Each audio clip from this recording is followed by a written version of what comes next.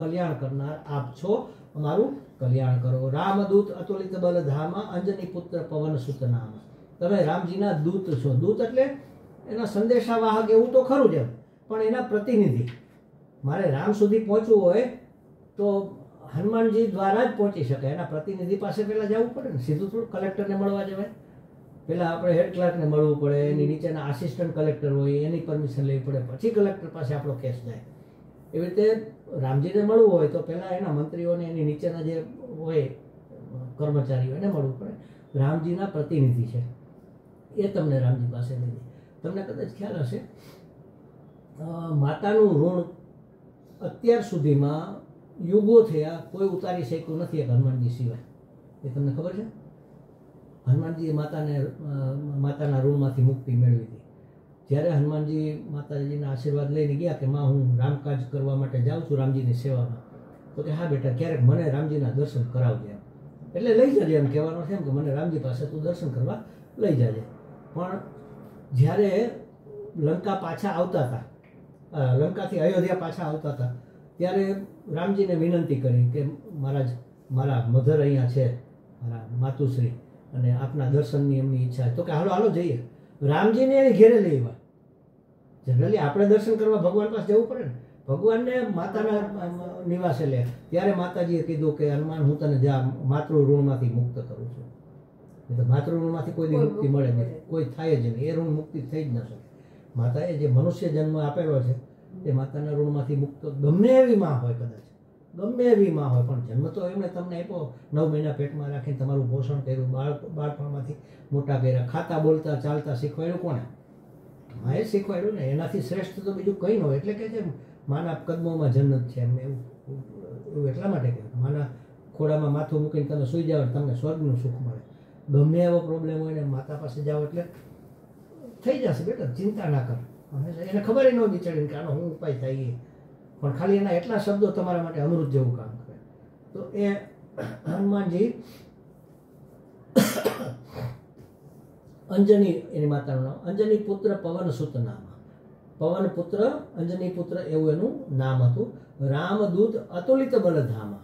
અતુલિત એટલે જેની તુલના ન થઈ શકે, જેની ઉપમા ન આપી શકાય, જેની સામે કાંઈ જોખી ન શકે। તુલના એટલે તોલવું, કે ભાઈ આ 1 કિલો સાકર તો 1 કિલોનું વજન મૂક્યું આપણે એમ, કે તમારી પાસે 10 ગુણ તો તમે આના જેવા એમ। ઘણા એમ કહે કે ભાઈ આ તો ભીમ જેવો છે મજબૂત એમ, ભીમ સાથે આની તુલના કરીને ઘણા કહે કે અરે આ તો મારો સિંહ દીકરો છે, સિંહ એટલે બહાદુર એમ। એટલે એવી હનુમાનજીની કેની સાથે તુલના કરવી? કોઈ સાથે તુલના ન કરી શકાય। એણે તો એક વખત જ્યારે રામજીને આ સંસારમાંથી છોડીને જવાનું હતું સ્વધામ, ત્યારે ખબર પડી કે કાળ દેવતા આવ્યા હતા રામજીને બોલાવવા માટે કે ભગવાન હવે આપનો સમય પૂરો થયો છે, વધારો। હનુમાનજીને ખબર પડી કે હું કાળને પતાવી દઉં, કાળને જ મારી નાખું તો પછી તમને લેવા આવે ને। એટલા અતુલિત બલમ, શિવજીનો અંશ અવતાર છે ને, સાક્ષાત શિવજી છે। એટલે કહે છે કે રામદૂત અતુલિત બલ, એનું બળ એટલું છે કે જેની કોઈ તુલના ન થઈ શકે। આ જે કાંઈ ગુણ આપણે વર્ણવીએ ને એ માગણી કરીએ છીએ, એનો અર્થ એવો સમજવાનો કે તમારામાં તો અતુલિત બળ છે, એટલે અમને સદા બળવાન રાખજો, અમારા હાથ પગ હાલતા ચાલતા રાખજો, આ નકુચા ખૂટા ઘસાઈ ન જાય, બગડી ન જાય એવું રાખજો, એટલી કૃપા રાખજો। આપણે અતુલિત બળ નથી જતું, પણ જોઈએ એટલું તો હાલવું છે ને। સવારે મારે વહેલું ઉઠીને માળા કરવી હોય ને પથારીમાંથી ઉઠાય જ નહીં તો શું કરવું? એટલે આ કહેવાનું ભગવાનને દરરોજ કે અતુલિત બલધામા, તમારી પાસે ઢગલા બંધ છે, એક છાંટો આ બાજુ નાખી દો ને તો થોડું વહેલું ઉઠી શકાય, થોડું જરા ગપ ગપ કરી શકાય, કંઈક શરીર સશક્ત રહે એમ। અંજની પુત્ર પવન સુત નામ। મહાવીર વિક્રમ બજરંગી। મહાવીર, મહાન વીર। જો વીર કેને કહેવાય? જે કોઈ વસ્તુને જીતીને આવે એને વીર કહેવાય, પણ જેણે મનને જીતું ને એ મહાવીર। મન જીતાઈ ગયું એટલે ઇન્દ્રિયો જીતાઈ ગઈ, જેને મન જીતું એને જગત જીતું, જેને જીહવા જીતી એને જગત જીતું, જેના જીભ ઉપર કાબુ આવી જાય ને, બોલવા ઉપર ખાવા ઉપર, એને દુનિયા જીતી લીધી કહેવાય। અને એ ત્યારે આવે જ્યારે મન જીતેલું હોય ત્યારે। કંઈક ને કંઈક કરવાનું મન થાય ને, અઠવાડિયું ન થાય ત્યાં અમારે ચેતનાનો ફોન આવે કે સ્વામીજી આજે આવજો ને। કેમ? તો આજે શું પેલી કેવી પૂરી પાણીપુરી પાણીપુરી કરીએ છીએ, વળી પર થોડાક દિવસ થાય તો કે આજે ફલાણું કર્યું છે। હવે તમારે તો કંઈક કંઈક બનતું જ હોય તો મારે પછી કેટલું ખાવું પડે, મારો સમય કેટલો બગડ્યા। પણ હવે આપણી જીવવા માગે કે બા હમણાં મમ્મી હમણાં કે દિવસમાં આપણે પેલી શ્રીખંડ પૂરી નથી બનાવ્યા, આજે બનાવી. કંઈક કંઈક અંદરથી મન થતું હોય, અંદરથી માગણી ઉઠે જ રાખતી હોય. એટલે મન જીતાતું નથી હોતું, કહેવાનો અર્થ છે મન બહુ ચંચળ છે. અર્જુનને કહેવું પડ્યું ને કે ભગવાન તમે કહો છો પણ આ મન તો વાયુ જેવું ચંચળ છે, એને મુઠ્ઠીમાં હું કેમ કરીને બાંધું. ભગવાન એનો રસ્તો બતાવે છે. અભ્યાસ એને તું કૌંતેય વૈરાગી એને ચતુર્થી. વારંવાર અભ્યાસ કર તો ટેવ પડશે મનને જીતવાની. મન જાય પાછું બોલવાનું, જાય પાછું બોલવાનું. અને વૈરાગ્ય શેના માટે? જે કામનું નથી એ મૂકો માથાકૂટ. કામનું છે એટલું જ યાદ રાખો, નથી કામનું અહીંયા ખોટા તમે ડાકોળિયા મારો તો મન પછી ચંચળ જ રહે ને એમ. એટલે એકાગ્રતા રહેવી જોઈએ આપણી. જે કામ કરવું હોય એના ઉપર એકાગ્રતા, જે નથી કરવું એની ચિંતા અત્યારે નહીં. આપણે હંમેશા ક્યાં જીવતા હોય? કાં આપણને ભૂત વેડવું હોય, કાં ભાવિ વેડવું હોય. અરે આમ ન કર્યું, તે દિવસે આમ કર્યું હોત તો સારું હતું. ભૂતકાળનો અફસોસ થાય, ભવિષ્યની ચિંતા થાય. અરે કાલ ઉઠીને આમ થશે તો શું થશે, આમ નહીં કરીએ તો આમ થઈ જશે તો શું થશે, અરે મારું આ કેદી કામ થશે. ભવિષ્યની ચિંતા થાય, ભૂતકાળનો અફસોસ થાય અને વર્તમાનનો મોહ થાય કે આ છે એ કંઈ જતું ન રહે. વધુ ને વધુ હું ભેગું કરવું, સંગ્રહ. આપણે રહી શકતા જ નથી, સ્થિર રહી શકતા જ નથી. વર્તમાન એટલે એક ક્ષણ માત્ર ન હોય, એક ક્ષણ ગઈ એટલે એ ભૂતકાળ થઈ ગયો. જો તમે સતત વર્તમાનમાં રહી શકો તો તમારાથી સુખી બીજું કોઈ ના હોય. સાધના એનું નામ જ છે. બધા સંન્યાસીઓ શેની સાધના કરે છે? વર્તમાનમાં રહેવા માટે. અને આપણને બધાને ભૂત વળ્યું છે. અરે આમ કર્યું નહીં, આમ કર્યું તો કેવું સારું હતું, ફલાણું આમ કરી નાખ્યું એને બદલે આમ થયું તો કેવું સારું હતું. આ તો મારા બાપાને હું ખબર નહીં, અકલ હોજી નહીં તો મારા માટે તો કેવા માગા આવતા હતા. આ તમે ભટકાણા. 55 વર્ષની ઉંમરે બાયો આવી બોલતી મેં સાંભળી. 55-60 વર્ષના થાય તોય કે છે ને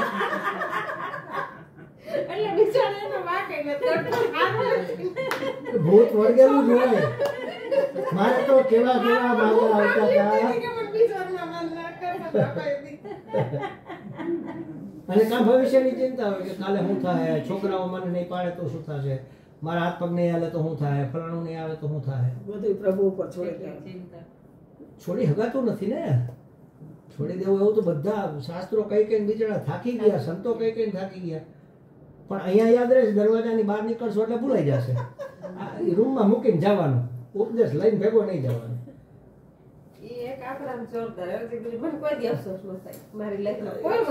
જેટલો અફસોસ ઓછો થાય એટલું સુખ. એટલું સુખ.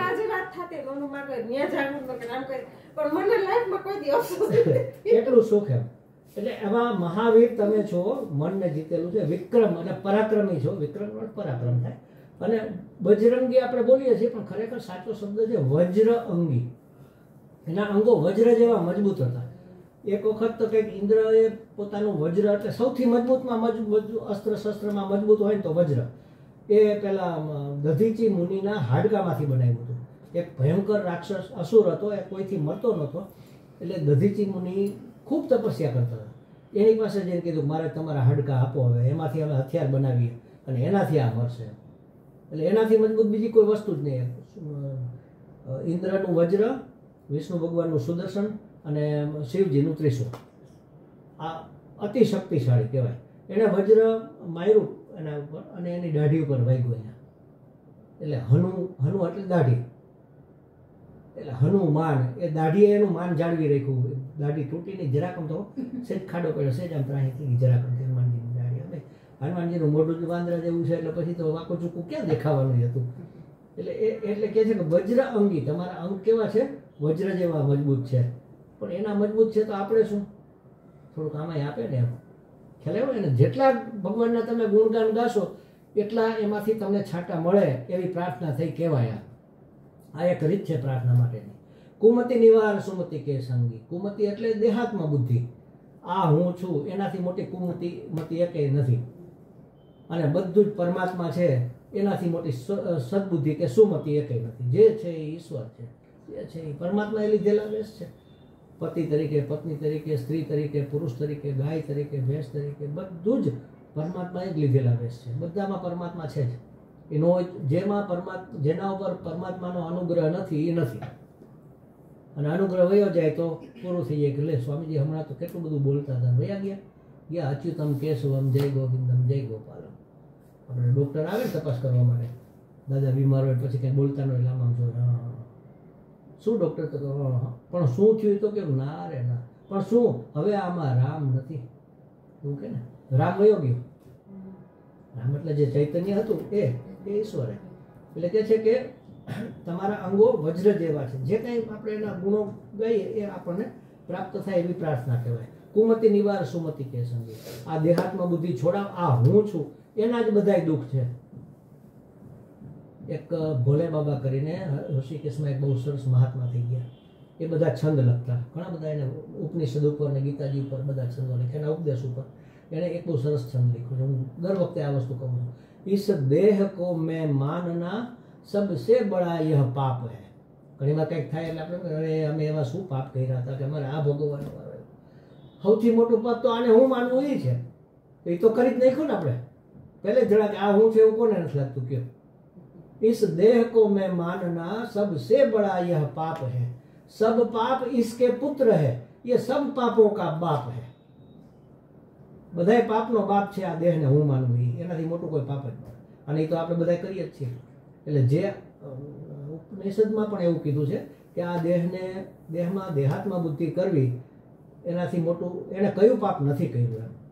જેણે આ દેહમાં આત્મબુદ્ધિ કરી કે આત્મબુદ્ધિ એટલે હું બુદ્ધિ, આ હું છું એવી બુદ્ધિ જેની થઈ ગઈ એને કયું પાપ નથી કર્યું. આ જગતના બધા પાપ એને કરી નાખ્યા માની લો.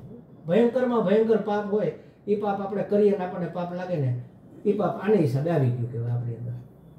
એટલે આ ચક્કર છૂટતું નથી. પુનરપી જનનમ પુનરપી મરણમ પુનરપી જનની જઠરે શયન, ઊંધે માથે પાછું લટકવાનું, પાછું આવવાનું, ગંદકીમાં થઈને પાછું મચ્છર કડે છી થઈ ગયું હોય, બોલાવાની તેવડનો હોય એ કરીએ, બહાર સાંભળવું તો સાંભળે, નહીં તો પડ્યા રહે 2 કલાક એમના મળમૂત્રની અંદર. બાળકો ત્યારે તેવું જ હોય ને. હવે તો લાડકોડ વધી ગયા, એટલે પહેલાના જમાનામાં તો ક્યાં બાયોનો ટાઈમ જ હતો એવો. છોકરું તો ક્યાંય પડ્યું હોય, સવારમાં પેટ ભરાવી મૂકી દીધું, 3 કલાકે પાછી એની માં આવે પેટ ભરાવવા માટે. બાકી એવો ક્યાં સમય હતો? બધામાં તમામ જ્ઞાતિની અંદર, ખાલી ખેડૂતોમાં કે એમાં ખેડૂતોમાં વધારે હતું, બાકી બધામાં એમ જ હતું. બીજા ને બહેનોને એટલા બધા ઘરના કામ રહેતા, અને એકે ઘરે એવું નહોતું જેની ઘરે ગાયો ભેંસોને દૂધતી ના હોય, એને દોવાના અને નીંદ નાખવાની, એનું ફલાણું કરવું, કંઈક ને કંઈક એના જોગું કામ તો એનું હોવાનું જ છે. બાળકોને કોણ ઉછેરવાનું હતું? એટલે આ દેહમાં ફરીથી આવવું પડે છે. આ ચક્ર છે ને સૌથી દુઃખદમાં દુઃખદ આ છે. અને એ ક્યારે જાય? આ હું છું એ નીકળી જાય ત્યારે. આ હું છું એ ક્યારે નીકળે? એ સમજણ આવે ત્યારે, જ્ઞાનથી નીકળે. આ વસ્ત્ર મારું છે, આ પુસ્તક મારું છે, તો મારું હોય હું હોય? આ વસ્ત્ર મારું છે તો આ વસ્ત્ર હું છું? મારું હોય હું હોય? આ શરીર મારું તો હું કેવી રીતે? આપણે બેયમાં પગ રાખીએ, હું કઈ મારું કઈ. આ તો મૂર્ખાઈ નથી એમ. મારું હોય હું ક્યાંથી હોય? સ્કૂટર મારું, મિત્ર મારો મિત્ર હોય ગમે એવો હોય, પણ એ હું તો ન હોય ને એમ. ખ્યાલ? આ દેહ મારો, આપણે મારો પગ દુખે એમ કઈ કે હું દુખું છું? કોઈ કીધું કે અહીંયા હું દુખું છું? પગ દુખે છે, મારી કમર દુખે છે, અહીંયા હું મારો દુખું છે એમ કઈ છે આપણે? જાણીએ છીએ અને છતાંય ખાબકીએ છીએ. મારું છે એ હું હોય નહીં, અને છતાંય આને હું માનીએ છીએ. કોઈ કાંઈ કહે તો અરે હું આના કરતાં તો મરી જાઉં સારું, આવું છે. પણ હુંને કાંઈ તકલીફ જ નથી. જેને કીધું છે કોઈ એમ કે અરે આમાં કેને સાંભળતા તમે આ સ્વામીજીને? અરે એ તો મૂર્ખ છે. તો મને દુઃખ થાય કે નહીં? મૂર્ખ અને વિદ્વાન કોણ હોય? બુદ્ધિ હોય ને. આ બુદ્ધિ તો મારી છે, હું થોડો બુદ્ધિ છું. અને માનો કે હું મૂર્ખ હોય ને મને મૂર્ખ કીધો તો એમાં તકલીફ શું છે? છું ને કીધો ને. અને હું નથી અને કીધો તો એનો અર્થ એવો કે એ મૂર્ખ છે, કારણ કે એને ખબર જ નથી કે હું મૂર્ખ નથી એમ. તો ક્યાં તકલીફ છે? ખ્યાલ? ખરેખર એક વાતની તકલીફ જ નથી. આપણે માની લીધું છે કે આ હું છું, એટલે બધામાં મારી આત્મબુદ્ધિ થઈ જાય, ઇન્દ્રિયોમાં થઈ જાય ને. અરે તમને ખબર છે, મેં જોયું ને, મેં જોયું કે આંખે જોયું? આંખ મારી અને બોલીએ શું? મેં જોયું. આંખમાં હું બુદ્ધિ થઈ ગઈ? બધામાં મારી હું બુદ્ધિ, એક અંગમાં મારી હું બુદ્ધિ છે.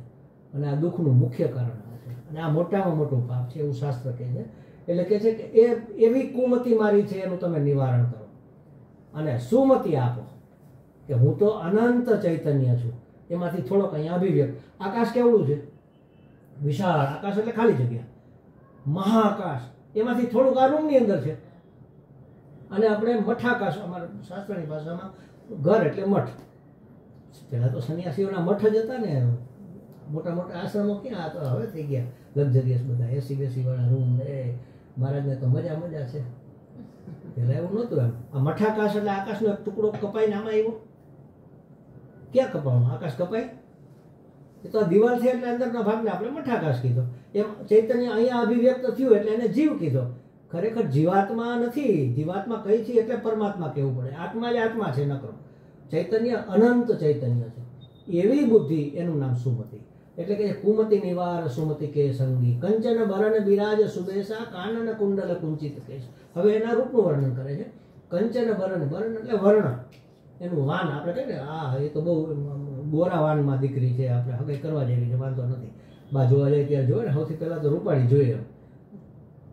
નમણી હોય, રૂપાળી હોય, પછી બાકીની વાત બધી પછી ખાનદાન કેવું એ બધું પછી. એટલે કંચન એટલે સોના જેવો ચમકતો વર્ણ છે એનો. અને વિરાજ એટલે શોભાયમાન છે. સુબેસ એટલે વેશ, એનો વેશ પણ શોભે એવો છે. સરસ મજાનું કેસરી પેલું વસ્ત્ર છે, લંગોટ બાંધેલી છે, માળાઓ પહેરેલી છે, એ ભગવાન સ્થાપિત કરેલા છે, માથે મુગટ છે, હાથમાં ગદા છે. એનો વેશ પણ એવો સરસ ગમે એવો છે. કંચન બરન વિરાજ સુબેસા, સરસ શોભાયમાન એવો તમારો વેશ છે. કાનન કુંડલ કુંચિત કેસા, કાનમાં સરસ મોટા મોટા કુંડળ છે. અને કુંચિત કેસ એટલે જેને આપણે ઘૂંઘરાળા વાળ કહીએ ને, એવા માકડિયા સરસ મજાના વાળ છે, આમ લટો લટકતી હોય ને. તો કૃષ્ણ ભગવાનના વાળ એવા હતા, રામજીના એવા હતા, હનુમાનજીના એવા હતા. આ એક વાળની, સારા વાળની નિશાની છે. માકડિયા એટલે હાવ કુકડિયા નહીં, પણ આમ સાપ જેવા, આમ જરા જરા હોય ને એવા. અને બેનો એવા થઈ જાય, ચોટલો વાળ પછી ખોલો એટલે વાંકા જ નીકળવાના. પછી તો હવે તો મશીનથી સીધા કરે. હવે સીધા કરવાની છે ને અત્યારે. ફેશન અત્યારે સીધા કરવાની છે ને. બે છે. એટલે એવા સરસ મજાના એના ઘૂંઘરાળા વાળ છે. ભગવાનના આ રૂપનું વર્ણન કરે છે. એ શું કામ કરે છે ભાઈ? એમાં આપણે શું જોઈએ છે? આપણે કીધું ને એના ગુણનું ગાન કરીએ, એનો થયો કે ગુણ મને પ્રાપ્ત થાય. તો આપણે આમ કંઈક કંચન કાનન કુંડલ કુંચિત કેસા એટલે મારા વાળ વાકડિયા થઈ જાય એવું નહીં. આ રૂપ આપણે યાદ રાખીએ, એ રૂપ આપણા હૃદયમાં વસી જાય. આવા હનુમાન, હા, એની છબી આપણા હૃદયમાં બેસી જાય. એનું એટલા માટે રૂપનું વર્ણન. એ રૂપ આપણને સ્મૃતિમાં રહે, એટલે સતત હનુમાનજીની યાદી રહે. એટલા માટે રૂપ વર્ણન છે. નામ, રૂપ, ગુણ, લીલા અને ધામ, આ 5 વસ્તુ ભક્તના જીવનમાં હોવી જોઈએ. નામ હોય, ભગવાનનું નામ આપણને પ્રિય હોય, ભગવાનનું રૂપ આપણને પ્રિય હોય, એના ગુણ આપણને પ્રિય હોય, એની લીલાઓ એટલે એણે જે જે કાર્યો કર્યા એ બધા આપણને પ્રિય હોય, અને એનું ધામ, વૈકુંઠ ધામ, સાકેત ધામ, કૈલાસ ધામ, આપણા જે ઈષ્ટદેવ હોય એનું ધામ આપણને, એ પણ આપણને પ્રિય હોય. પેલા જેના સાક્ષાત્કાર થાય ને એ મહાત્માઓ, મેં એવા 2 મહાત્મા જોયા છે જેને ભગવાનનો સાક્ષાત્કાર કરેલો છે. અને એનો 2 જોયા છે, એટલે એક જોયા છે ને એક સાંભળ્યા છે. એક અમારે અખંડાનંદજી મહારાજ હતા વૃંદાવનવાળા, અત્યંત વિદ્વાન અને ખૂબ એમ વેદાંતની હરતી ફરતી યુનિવર્સિટી એવા. એને નૃત્ય ગોપાલના દર્શન થયેલા. નાચતો હોય ને એવો કૃષ્ણ, 13 વર્ષના. એટલે એને જેવા દર્શન થયેલા ને એવું પેલા મૂર્તિકારને બેસાડી પેલા એનું ચિત્ર દોરાયું કે આવા મને ભગવાન જોઈએ છે. અને એવી મૂર્તિ બનાવીને એના આશ્રમમાં તે રહ્યા છે. એ નૃત્ય ગોપાલના મેં દર્શન કર્યા. અને બીજા એક માતાજી હતા, એના તો વરસાદે દર્શન કર્યા છે. રામસુખદાસ એ ત્રીજા, પણ આ તો આપણે રૂબરૂ મળ્યા હતા એ તપોવનીમાં. એને નારાયણના દર્શન થયા હતા. નારાયણ આમ સૂતા છે, લક્ષ્મીજી પગ દબાવે છે, બાજુમાં નારદ મુનિ પેલો વીણા વગાડે છે. અને એને સાક્ષાત ઘણી હમણાં જ થોડોક 2-3-4 વર્ષ પહેલા એનો દેહ વિલય થઈ ગયો. હા, હું તો ઘણી વખત એને મળ્યો. અમે એને એના આશ્રમમાં શિબિર કરી છે. અને એ તો ગુજરાતી સમજે ને, સાઉથના હતા. 12-13 વર્ષની ઉંમરે નીકળી ગયા હતા ત્યાંથી. તો પહેલે દિવસે મારો પહેલો ક્લાસ આવ્યો ને, તો એમાં એને અમુક શબ્દો ગુજરાતીના હિન્દી સરખા જેવા હોય ને, એટલે સંભળાણા ને તો એ સીડી ઉપર આવીને ઊભા રહ્યા. એટલે મેં કીધું માતાજી આइए आप बैठो, ખુરશી ખાલી કરી. એ કે આપ હિન્દી में बोल सकते हैं? મેં કીધું હા, હું તો હિન્દીમાં જ બોલવા ટેવાયેલું ખરેખર. તો આજથી મને એમ હતું કે હિન્દીમાં, પછી આ બાન બધા આવવાના હતા એટલે ન બોલ્યો. તો મેં કીધું હા. પછી તો આખી શિબિર એને બેસીને મારા પ્રવચનો સાંભળ્યા એ વખતે. અને નારદ ભક્તિ દર્શન લીધું. મેં પહેલા 4 સૂત્ર લીધા. તમે નર્મદા કેન્સલ કરીને કામાં નર્મદા આવું. હા, હવે અમે પોરબંદર જાય છે ને એટલી માં જવાનું છે. એ બધું ઋષિકેશ આયોજન કરશું, કંઈક થશે. છેલ્લા 2 દિવસ આવશે. એટલે શંકર હા, એનું વર્ણન કરે છે એના શરીરનું. પછી હજી આગળ વર્ણન આવે છે. હાથ વજ્ર ઓર ધ્વજા બિરાજે, કાંધે મુંજ જનેઉ સાજે. વજ્ર એટલે એના હાથમાં જે ગદા છે ને એ વજ્ર જેવી છે. વજ્ર તો ખરેખર ઇન્દ્રનું આયુધ છે, પણ એના જેવું હોય એને એ જ કહેવાય એમ. એટલે હાથમાં એક હાથમાં વજ્ર જેવી ગદા છે અને ધ્વજા છે. ધ્વજા એટલે રામજીની ધ્વજા. એ જમાનામાં એવું હતું, પહેલાના જમાનામાં, હમણાં સુધી જે રાજા હોય ને એની ધજાનું ચિહ્ન હોય. એટલે દૂરથી ખબર પડે કે આ ફલાણો રાજા આવે. યુદ્ધ કરવાનું હોય તો એનું ચિહ્ન હોય. અર્જુન હતો તો અર્જુનની ધજામાં હનુમાનજી બેઠા હતા, એટલે હનુમાનજીનું ચિહ્ન હતું. એવી રીતે કપિધ્વજ કહેવાય. એટલે એને સુકેતુ સારો ધ્વજ હોય. પછી કોઈનામાં પેલું વૃક્ષનું ચિહ્ન હોય, કોઈનામાં હાથી હોય. આપણે કેમ રાષ્ટ્રધ્વજ છે, વચ્ચે અશોક ચક્ર છે, એવી રીતે. તો રામજીનો ઝંડો લઈને એ ચાલતા ટૂંકમાં હનુમાનજી. એના ખભે રામજીનો ઝંડો હતો. એ વિરાજ એટલે શોભે. કાંધે મુંજ જને એવું સાજે. મુંજ નામનું ઘાસ આવે છે, એની જનોઈ બનતી પહેલાં. હવે તો સૂત્રની બને છે. હજી તમારે જ્યારે આ વિધિ કરવાની હોય ને, સંન્યાસ વિધિ કે એવું, ત્યારે અહીંયા કમર બંધ આખું પહેરાવે, મુંજની જનોઈ પહેરાવે. અને આપણે જ્યારે ગ્રહણ હોય ત્યારે પેલી એ વીંટી પહેરીએ છીએ, એટલે ઘાસની. શું કહેવાય એને? દાબડો. આપણે દેશી ભાષામાં એ મુંજ, એની જનોઈ બનતી. એટલે ખભા ઉપર એને જનોઈ પહેરેલી છે. આખું વર્ણન કરે છે જેથી આપણને એની છબી આપણા હૃદયમાં બેસે. હાથ વજ્ર ધ્વજા બિરાજે, કાંધે મુંજ જનેઉ સાજે. શંકર સુવર્ણ કેસરી નંદન, તેજ પ્રતાપ મહાજગબંદન.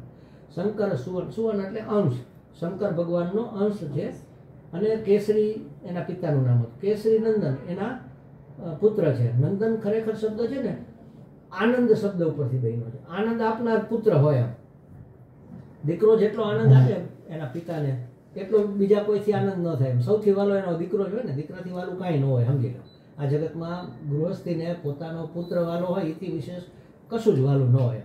એને જોઈને આનંદ થાય, એનું નામ યાદ આવે ને આનંદ થાય.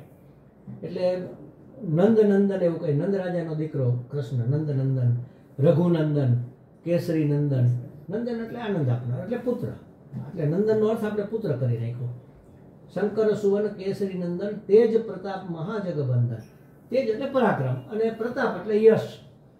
યશ અને પરાક્રમ કેવા છે? એના મહાન છે અને જગતમાં વંદનીય છે. આખું જગત એના તેજ અને પ્રતાપથી અભિભૂત છે, એટલે એને પ્રણામ કરે છે. તેજ પ્રતાપ મહાજગબંદન, વિદ્યાવાન ગુણી અતિ ચાતુર. અત્યંત ચતુર. એને તો ઘણી બધી ઘટનાઓ છે, આપણે એનું વર્ણન કરીએ તો બહુ લાંબુ થાય. પણ એ જ્યારે જતા હતા લંકાની અંદર, ત્યારે સુરસા નામની રાક્ષસી રસ્તામાં એને મળી. એ કે હું તને ખાઈ જાઉં. તો એનું એવું હતું કે એ સમુદ્રમાં હોય ને, ઉપરથી કાંઈ પણ નીકળે, પક્ષી નીકળે તો એને પડછાયો પડે. એ પડછાઈને પકડી લે એટલે ઓલું એના ખોળામાં આવીને પડે, એ પકડાઈ જાય. એવું એને વરદાન હતું. એટલે હવે હનુમાનજી નીકળ્યા તો એને ખબર પડી કે આ તો સુરસા છે. તો કે મારે તો તારો નાસ્તો કરવો છે. અરે કે પણ મારે તો રામનું કામ કરવા માટે જવાનું છે ને, હું તો કંઈ એવું નાના એ કે જે હોય તે. એટલે હનુમાનજી આ મોટું શરીર ધારણ કર્યું, ઓલી મોટું મોઢું પાડ્યું અને તરત સૂક્ષ્મ થઈને પાછા અંદર જઈને પાછા નીકળી ગયા કે તારા મોઢામાં હું આવી ગયો, તે ખાઈ લીધા. કહેવાય હવે મને જવા દે. આવા ચતુર હતા. લંકામાં લંકિની કરીને એક એની ચોકીદાર હતી, દરવાન. એ કોઈને અંદર આવવા ન દે પરમિશન વગર. હવે એ તો આને કંઈ રજા આપે નહીં હનુમાનજીને આવવા માટેની. એટલે શું કરવાનું? સાવ સૂક્ષ્મ રૂપ ધારણ કર્યું, કીડી જેવું. દરવાજાની નીચેથી અંદર જતા રહ્યા, કોઈને દેખાય જ નહીં. એના પગ વચ્ચે નીકળી જાય તો ખબર ન પડે. નાનું આટલું ગમતું જીવડું જતું તો આપણું ક્યાં ધ્યાન નહીં જવાનું છે. એટલે આવા ચતુર હતા. ક્યારે શું કરવું ને એ એને ખબર હતી. એટલે કે છે કે તેજ પ્રતાપ મહાજગબંદન, વિદ્યાવાન ગુણી અતિ ચાતુર, રામ કાજ કરી બેકો આતુર. રામનું કામ કરવા માટે હંમેશા આતુર રહે, તત્પર. આતુર એટલે તત્પર. એ તો એ જમાનામાં તો હતું, બરોબર છે. હાલો, રામનું કાજ. અત્યારે ક્યાં રામ છે? તો આ વાક્ય કાઢી ન નાખવું જોઈએ. ખ્યાલ આવ્યો? ભગવાનની જે યોજના છે એ પ્રમાણે આ સંસાર ચાલે છે. ઈશ્વરની ઈચ્છા મુજબ આપણે કહીએ ને, ઈશ્વરની ઈચ્છા વગર પાંદડી ન હાલે. એની ઈચ્છા હોય તો હાલે. તો એની ઈચ્છા પાર પાડવામાં હનુમાનજી સહાયક છે. એને કોઈ આગું પાછું જતું હોય તો માથે ફટકતી ગદાનો ટપોરો મારે, આપણને ઠેસ વાગે, કંઈક જીવનમાં સંકટ આવે એટલે તેને સંકટ મોચન કીધું ને. એટલે આપણે પાછા વળીએ. સંકટ આવે એટલે ભાઈ એ રસ્તો ખોટો છે, આ ઈશ્વરની યોજનાથી વિરુદ્ધ તું કામ કરે છે, આ કરવા જેવું નથી. એમ રામકાજ એટલે ઈશ્વરની યોજના. પરમાત્માએ જેવું કરવા ધાર્યું છે એવું થવા દેવું, એનું ધ્યાન રાખવાનું કામ હનુમાનજીનું છે. મારા જીવનમાં જે સુખ, જે દુઃખ, જે કંઈ આવવાનું છે એ આવે, અને એમાં કોઈ આડું ન આવે. આડું આવે તો એને એના ભાગનું પાછું પાપ થાય, એટલે ટૂંકમાં એને સજા એ પ્રમાણેની મળે. અને એ બને ત્યાં સુધી ધીમે ધીમે કરીને પાર નીકળી જવા દે. બધા ઉપર એની કરુણા છે. આડા આવે એના ઉપર હોય, પણ છતાંય ન સમજે તો જરા છોકરું બહુ તોફાન કરતું હોય તો ક્યારેક સેજ તમાચો મારવો પડે. એનો અર્થ એવો નથી કે બાપને એના માટે વેર છે, પણ સુધારવા માટે, એનું જીવન સુધરે એટલા માટે.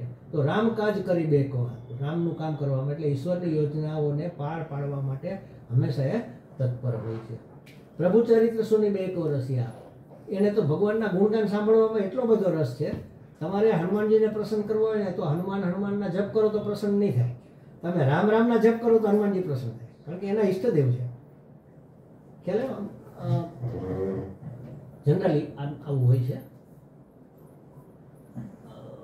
આપણા જે અમારા ગુરુજી છે અમદાવાદમાં દાખલા તરીકે, તો ગુરુજીને તો આપણે એની સેવા તો કરીએ જ, પણ એના કોઈ જે લાગતા વળગતા હોય ને એના સગા સંબંધી, એના બેન ગુજરી ગયા, નહીં તો મારે તો ખાસ એની યાર બહુ સંબંધ. અમારે વર્ષાબેન નાના બેન હતા, સરોજબેન, અને એ એમના લાડકા બેન હતા. આપણે ખબર પડે કે સ્વામીજીના સગા બેન છે.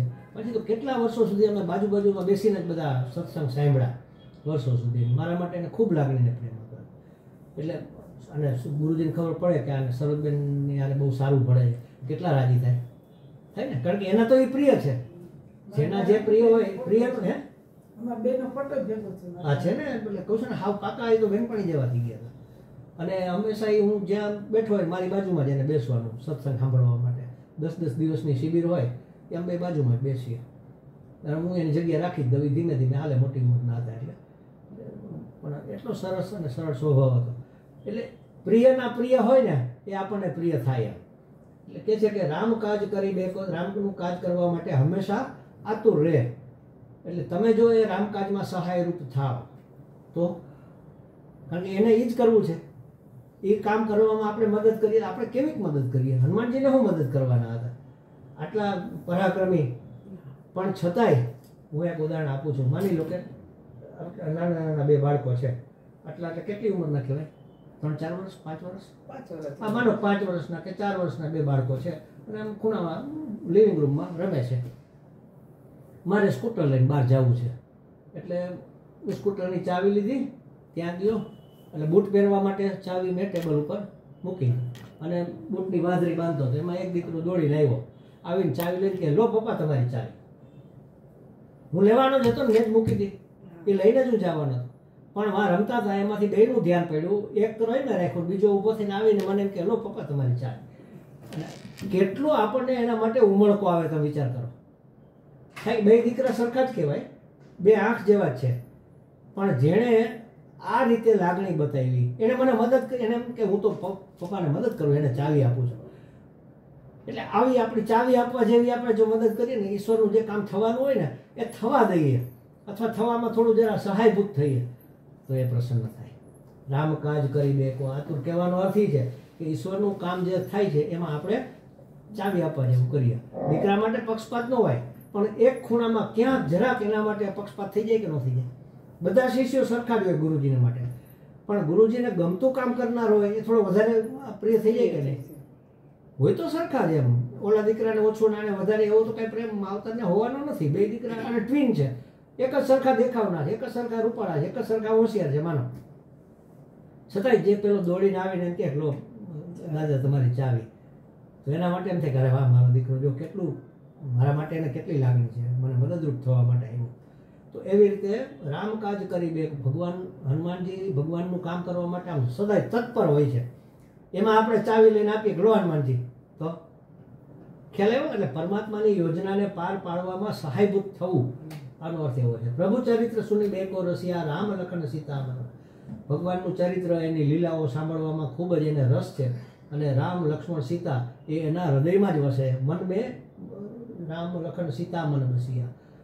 અહીંયા લસણ શબ્દ છે, લખન પણ આવે, લસણ પણ આવે છે. ઉત્તર ભારતમાં સ ફાડીઓ હોય ને એને ખ બોલે છે લોકો, એટલે લખન એના પરથી નામ પડ્યું છે.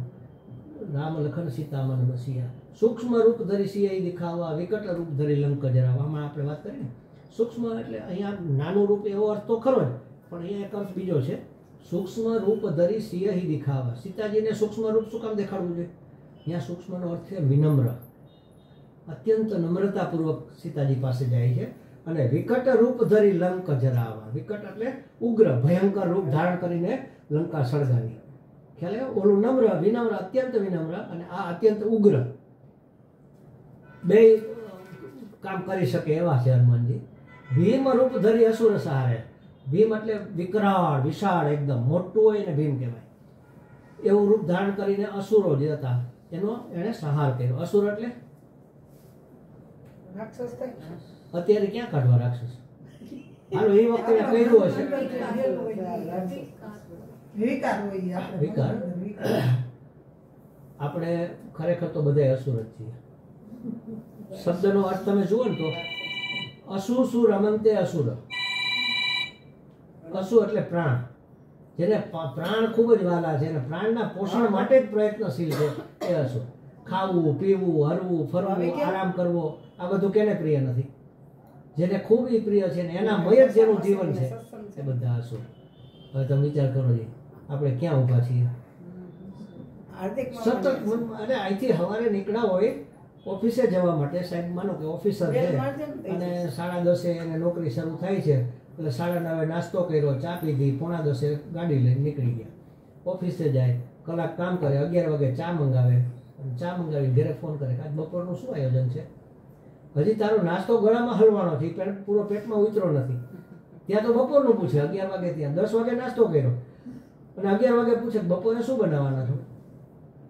આવે બપોરે જમે, જમીન પાછા જાય, 4 વાગે ચા આવે ને ત્યાં પાછો ઘરે ફોન. આ સાંજનું શું આયોજન છે? એ જ ધંધો કરવાનો કે બીજું કંઈક કરવાનું? એમ ખાવું, પીવું, હરવું, ફરવું, મોજ, બસ આરામ કરવો, શરીરની સુખાકારી માટે જ પ્રયત્ન કરવાનો. અસુ એટલે પ્રાણ. ભૂખ તરસ પ્રાણના ધર્મ છે, આપણા નથી. સુખ દુઃખ મનના ધર્મ છે, આપણા નથી. એમ ભૂખ તરસ આપણા પ્રાણને લાગે છે, પ્રાણને ભૂખ લાગે, પ્રાણને તરસ. અને ભગવાન કોઈને ભૂખા સુવડાવતો નથી એવું કહેવાય. એટલે બધા માટે પૂરતી વ્યવસ્થા છે જ એમ. એટલે ભગવાન કહે છે કે હું તારું ભરણ પોષણ કરીશ, એમ એવું વચન આપ્યું ગીતાજીમાં ભગવાને. પણ એણે એમ નથી કીધું હું તને પીઝા ખવડાવીશ કે ભરેલ મરચાના ભજીયા ખવડાવીશ. એ તો પછી મારો વિકાર છે. હું તારું પેટ ભરાય એવું કરી દઈશ અને તને પોષણ મળે એવું કરી દઈશ, જરૂર પડશે. આપણને એમ થાય કે ના કંઈક પૌષ્ટિક વસ્તુ તો લેવી પડે ને.